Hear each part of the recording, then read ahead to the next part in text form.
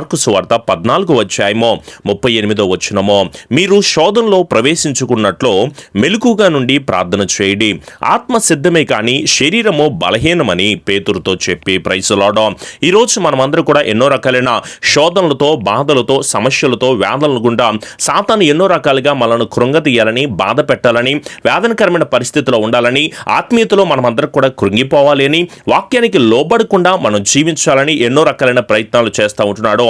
వారికి కొంచెమే సమయమని ఎవరిని మింగుదుమని వెతుకుచూ తిరుగులాడుచూ ఉంటుంటే మీరు మాత్రము ప్రార్థన చేయకుండా, అది మెలకుగా ఉండి ప్రార్థన చేయకపోతే ఎలా? దయచేసి మీరందరూ కూడా ఈ ఉపవాస ప్రార్థననే కాదు, మీరు ప్రతిరోజు కూడా మోకరించి జీవాధిపతి అయిన దేవునికి మీ హస్తములు చాచి ప్రార్థించే బిడ్డలుగా ఉండండి. మీరు నిజంగా ప్రార్థిస్తున్నారా? నటించే వారిగా ఉంటున్నారా? నటన భక్తిని మీరు చేయబాకండి. ఏదో మేము కూడా క్రైస్తవులమండి, మేము కూడా ప్రార్థన చేయాలి, ఉదయకాలము ప్రార్థన చేయాలి, ఏదైనా బయటికి వెళ్ళేటప్పుడు, ఏదైనా ఆహారం తీసుకునేటప్పుడు, ఏదైనా కార్యాలు మొదలు పెట్టేటప్పుడు, ఏదైనా పని చేసేటప్పుడు ప్రార్థన చేయాలి అనే ఒక నామకార్థ భక్తిలాగా కాదు, మనము పరిపూర్ణంగా దేవుని స్తుతించేలాగున, మనము ఏ శోధనలో కూడా ప్రవేశించే అవకాశం లేకుండా మనము తప్పకుండా ప్రార్థన చేసే బిడ్డలుగా ఉండాలి. అంతేగాని నటించే బిడ్డలుగా ఉండబాకండి. యాకోబు కూడా నటించేవాడిగా ఉంటున్నాడు. తండ్రి అయిన ఇస్సాకు దగ్గర నేను ఏశావును ఒప్పించడానికి ఎన్నో రకాలైన ప్రయత్నాలు చేస్తూ ఉంటున్నాడు. దెలీలా కూడా సంసోను దగ్గర నటిస్తూ ఉంటుండే ఫిలిస్తీన్లకు అప్పగించడానికి. సౌలు కూడా నటించేవాడిగా ఉంటున్నాడు. దావీదు ఎదుట అతన్ని చంపించాలనే ప్రయత్నం చేస్తూ ఉంటున్నాడు. అమ్నోను కూడా నేను రోగిగా ఉన్నాను అని చెప్పేసి నటిస్తూ ఉంటున్నాడు తామారుతో పాపము చేయడానికి. ఎందుకంటే ఇస్కరియోతు యోధా కూడా యేసు ప్రభులు వారి దగ్గర నటించేవాడిగా ఉంటున్నాడు. ఎందుకో తెలుసా? ఆయన్ని అప్పగించడానికి. ఈరోజు మరి మీరు కానీ, నేను కానీ ఎవరు కూడా నటించే అవకాశం ఉండకూడదు. వేషధారణ భక్తి కార్యాలు చేసేవారిగా మనం కనిపించే వారిగా ఉండకూడదు. మీరు మీ తల్లిదండ్రులు ఎదుట కానీ, భార్య దగ్గర కానీ, భర్త దగ్గర కానీ, అక్క, అన్న, చెల్లి, తమ్ముడు, బంధువులు ఎదుట, స్నేహితుల దగ్గర, దైవ సేవకులు ఎదుట, స్నేహితుల దగ్గర, ఆత్మీయుల ఎదుట నటిస్తూ ఇతరులను నేను మోసం చేస్తున్నాను అనుకుంటున్నారేమో. మిమ్మల్ని మీరే మోసం చేసుకుంటున్నారు. జాగ్రత్త. ఈ రోజే మీరందరూ కూడా మార్పు చెందండి. మీ జీవితాన్ని సర్వోన్నతమైన దేవునికి సమర్పించుకోండి. నీతిగా, న్యాయముగా, నిజాయితీగా బ్రతకడం మీరు నేర్చుకోండి. మనమందరం కూడా ఎడతెగక ప్రార్థన చేయాలని దేవుని వాక్యం తెలియచేస్తూ ఉంటుంటే మరి మీరు ఎక్కడ ప్రార్థన చేస్తూ ఉంటున్నారో, ఎడతెగక మనం కృతజ్ఞత స్తుతులు చెల్లించే విషయంలో, ఎడతెగక పరిశుద్ధాత్మ రీతిలో మనమందరం నడిపించే విషయాలన్నిటిలో కూడా, ఎడతెగక మనం సాక్ష్యం ఇచ్చే విషయాల్లో, ఎడతెగక మేలును వెతికే విషయంలో, దేవుని ఆత్మతో నింపబడి మనమందరం నడిచే విషయంలో ఎప్పుడు ఎల్లప్పుడూ కూడా పవిత్రంగా ఉండేలాగా చూసుకోవాలి. దయచేసి మీరు జాగ్రత్తగా నడవండి. ఓపికతో మీ జీవితాన్ని మీరు కొనసాగించండి. నిత్యము నిలకడగా మీరు జీవించండి. స్టేబుల్గా ఉండండి, స్ట్రాంగ్గా ఉండండి. కంటిన్యూస్గా మీరు మీ భక్తి కార్యాలు చేయండి. ఆయనే చెప్పాడు కదా, ముసలమ్మ ముచ్చట్లను మీరు వదిలిపెట్టి మీ భక్తిని మీరే సాధకం చేసుకోమని చెప్తా ఉంటుంటే దీనంగా నడుచుకోవడం మర్చిపోయావో, సరి అయిన పరుగును పరిగెత్తడం మర్చిపోయావో, నమ్మకమైనది ఏంటో, యోగ్యమైనది ఏంటో కూడా నువ్వు మర్చిపోయి జీవిస్తూ ఉంటున్నావో, నిబ్బరమైన బుద్ధి నీకు లేకపోతే ఎట్లా, స్టేబిలిటీ నీకు లేకపోతే ఎట్లా? మరొకసారి దైవ సేవకుడిగా మీకు చెప్తున్నాను, మీరు నీతిగా, న్యాయముగా మీరు బ్రతకడం మీరు నేర్చుకోండి. నువ్వు ఎలాంటి స్థితిలో ఉన్నావో, ఎలాంటి పరిస్థితిలో ఉన్నావో, ఎలాంటి వేదనకరమైన స్థితిలో ఉంటున్నావు అనేది నా జీవము కలిగిన న్యాయాధిపతికి తెలుసు. అలాంటన్నప్పుడు బ్రదర్ నేను ఈ స్థితిలో ఉన్నానని, ఈ శోధనలో ఉన్నాను అని నువ్వు చెప్పక్కర్లేదు. నువ్వు మోకరించి ప్రార్థన చేయి. ఈ క్షణమే, ఈ నిమిషమే నువ్వు మోకరించి ప్రార్థన చేస్తూ ఉంటుంటే దేవుడు తన ఉచితమైన కృప దయచేస్తాడో. ఎన్ని పనులైనా చేస్తారు, ఎన్ని కార్యాలైనా చేస్తారు, ఎన్ని కష్టాలను అనుభవిస్తారో, ఎన్ని కన్నీళ్ళ గుండా అయినా మీరు వెళ్తున్నారు. కానీ మీరు శోధనలో ప్రవేశించే సమయంలో మీరు మోకరించి ప్రార్థన చేయలేని స్థితిలో ఉంటున్నారు. చాలా బాధాకరమైన విషయమో. తల్లిదండ్రులు లేరండి, అనామకుగా కనిపిస్తుంది ఎస్తేరు. కానీ దేవుడు ఏం చేశాడో, మహారాణిగా దేవుడు నిలబెట్టలేదా? అన్యురాలు, విధవరాలు రూతో ఆశీర్వదించి యేసు ప్రభులు వంశావళిలోనే దేవుడు నిలబెట్టలేదా? ఈరోజు మిమ్మల్ని కొన్ని అదే అడుగుతున్నాను. మీరు ప్రార్థన చేస్తూ ఉంటుంటే, తండ్రి అని ఆయన మీద మీరు అడుగుతూ ఉంటుంటే తప్పకుండా దేవుడు కృపణ దయచేస్తాడు. ఎందుకో తెలుసా? నేల మీద నువ్వు పడిపోయినా సరే చెయ్యి పట్టుకుని లేవనెంత గొప్ప కలిగిన దేవుడు అండి. యథార్థవంతుల హృదయాలను రక్షించే దేవుడు. ఆయన నీతిమంతుల సంతానమును అత్యున్నతమైన స్థితిలో నడిపిస్తాడు. ఆయనే చెప్తున్నాడు కదా, ఆయన నీతిమంతులను విడునాడుటగా కానీ వారి సంతానము భిక్షమెత్తుట కానీ నేను చూడలేదని దేవుడు మాట్లాడుతూ ఉంటుంటే, నీతిమంతులకు అనేక రకాలైన ఆపదలు కలుగుతూ ఉంటాయండి. వాటన్నిటిలో నుంచి మన దేవుడే మనల్ని విడిపించడానికి సమర్థత కలిగిన దేవుడు. అనేక ఆపదలు నీ దగ్గరికి వచ్చినా, ఎలాంటి భయంకరమైన సమస్యలు వచ్చినా, ఎలాంటి ఇబ్బందులు మీ దగ్గరికి వచ్చినా సరే ఎన్నడూ ఎన్నడూ కూడా విడిచిపెట్టని విడనాడని దేవుడు. నాకు ఒక రోజు యాక్సిడెంట్ అయ్యింది.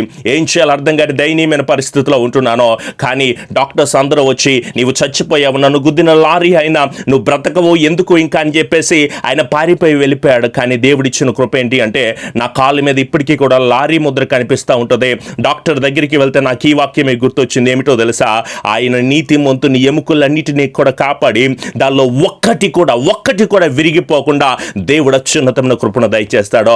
ఈరోజు నేనే సాక్షిగా నిలబడి మీ ముందు చెప్తున్నాను, ఆయన ఎన్నడూ ఎప్పుడు ఎవరిని కూడా ఎలాంటి పరిస్థితుల్లో కూడా విడనాడని దేవుడు, విడిచిపెట్టని దేవుడు. అతని సంతానము భిక్షమెత్తుట, ఎవరి సంతానమో నీతిగా న్యాయముగా నడుచుకున్న వారి సంతానమును దేవుడు ఉన్నతమైన స్థితిలో నడిపించడానికి సమర్థత కలిగిన దేవుడు. మరి మీరు ఎలా ఉన్నారో? దుఃఖములో ఉన్నాను బ్రదర్, అప్పుల్లో ఉన్నానండి, అనారోగ్యాలతో ఉన్నానండి, నా భర్తతో ఒక సమస్యగా, నా భార్యతో ఒక సమస్యగా, ఎన్నో అవమానాలు, నిందలు, శ్రమలు, ఎన్నో భయంకరమైన పరిస్థితులు గుండా నేను వెళ్ళిపోతున్నానండి అని చెప్పేసి నువ్వు అనుకుంటున్నా సరే, దేవుడు ఎన్నడూ ఎప్పుడు ఎలాంటి పరిస్థితుల్లో కూడా మనల్ని విడనాడని దేవుడు కదా. ఆయన ఎంతో మోసపోయావు, ఇప్పుడు దాకా ఎన్నో రకాలైన కోర్టు సమస్యలతో, అక్రమ సమస్యలతో, వ్యాపారంలో ఎన్నో రకాలైన భయంకరమైన విషయాలతో నువ్వు బాధపడుతూ దిగులు పడుతూ ఏం చేయాలో అర్థం కాక దయనీయమైన పరిస్థితుల్లో ఈరోజు మీరంతా ఎదురు చూస్తూ ఉంటున్నారు కదా. ఆయన మీ దగ్గర నుంచి కోరుకునేది ఏమిటో తెలుసా? మీరు మారు మనసు పొందాలని దేవుడు కోరుకుంటూ ఉంటున్నాడు. నిజంగా మీరు వ్యభిచార మనసుతోనే ఉంటున్నారు, నిజంగా మీరు నరహత్య చేసే విషయాలతోనే ఉంటున్నారో, దేవుని రాకడ సమీపిస్తుంది నాడా.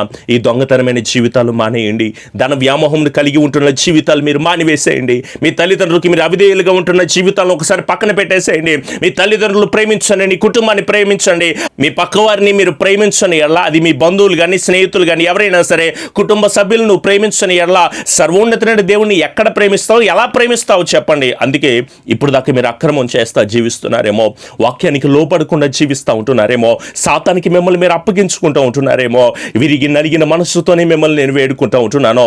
రండి, మనమందరం ప్రభు రాజ్యం కోసం సిద్ధపాటు కలిగిన బిడ్డలుగా ఉందామో.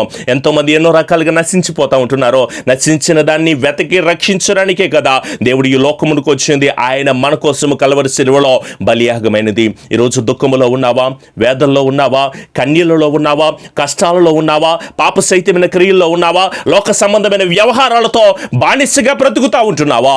దేవుడు నిన్ను, నన్ను, మనందరినీ కూడా పిలుస్తూ ఉంటున్నప్పుడు ఆయన పాదాల చెంత చేరి మనం అడుగుదాము కదా, మీరందరూ కూడా మీ హృదయం ఎలా ఉంది, మీ శరీరం ఎలా ఉంది, ఎప్పుడన్నా పరిశీలన చేసుకున్నారా? ప్రేమ, సంతోషము, సమాధానము, దీర్ఘశాంతము, దయాలతో, మంచితనము, విశ్వాసము, సాత్వికము, ఆశా నిగ్రహము, ఆత్మ ఫలాలు కలిగి మీరందరూ కూడా జీవించండి. అలా కాకుండా ఒకవేళ శరీర సంబంధమైన విషయాలతో జీవిస్తూ ఉంటున్నారేమో, కోపాలతో, అసూయలతో, వ్యభిచారమైన మనస్సుతో, ఈ లోక సంబంధమైన వాటిని ఎందుకు ప్రేమిస్తూ ఉంటున్నారో, పరలోక సంబంధమైన ప్రేమను కలిగి మనమందరం జీవించే వారిగా ఉందామో. ఆ ఆగాపే ప్రేమ, ఆ అమూల్యమైన ప్రేమ, ఆ ఉత్తమమైన ప్రేమ, ఆ శ్రేష్టమైన ప్రేమ, అది మాటల్లో కూడా వర్ణించలేని అమూల్యమైనది. ఈరోజు నువ్వు ఏ కష్టంలో ఉన్నావని, ఏ నష్టంలో ఉన్నావని, ఏ దిగులులో ఉన్నావని, ఏ బాణభరితమైన పరిస్థితిలో నీవు ఉన్నావని దేవుడు నిన్ను పిలుస్తూ ఉంటున్నప్పుడు ఒకసారి ఆయన పాదాల చెంత చేరి గనక నువ్వు ప్రార్థన చేస్తూ ఉంటుంటే, నీ దుఃఖమును, నీ మనో దుఃఖమును, నీ దోషమును గనక నువ్వు ఒప్పుకుని విడిచిపెడితే, నీ పాపాలను బట్టి నువ్వు విచారించి ఆయన పాద సన్నిధిలో గనక నువ్వు మోకరించి ప్రార్థన చేయగలిగితే, దేవుడు తన అత్యున్నతమైన కృపతో మనం నడిపించే దేవుడు కదా. మన ప్రవర్తన విషయంలో నిరీక్షణ కలిగిన వారిగా ఉందామో, వినయ మనస్సు కలిగి దేవుని ఆరాధన చేసే వారిగా ఉందామో. మన రెండు హస్తాలు ఆయన వైపు చాచి ఏక మనస్సుతో నాతో పాటు కలిసి ప్రార్థిస్తారా? మీ పనులన్నీ పక్కన పెట్టేసి ఒక్క నిమిషం నాతో పాటు కలిసి ఏకీభవించి ప్రార్థన చేస్తారా? కృపాసత్య సంపూర్ణుడా, మా గొప్ప దేవ, మీ ఘనమైన, శ్రేష్టమైన, మీ అమూల్యమైన నామాన్ని బట్టి మీకు లెక్కలేని స్తుతులు, స్తోత్రాలు చెల్లిస్తున్నాము దేవా. ఏ పాటి వారమునైనా మిమ్మల్ని స్తుతించడానికి కూడా యోగ్యత లేనటువంటి వారము, మరొకసారి మీరు మమ్మల్ని నిలబెట్టుకుని నడిపించి బలపరిచినందుకు మీకు స్తోత్రాలు చెల్లిస్తున్నాము.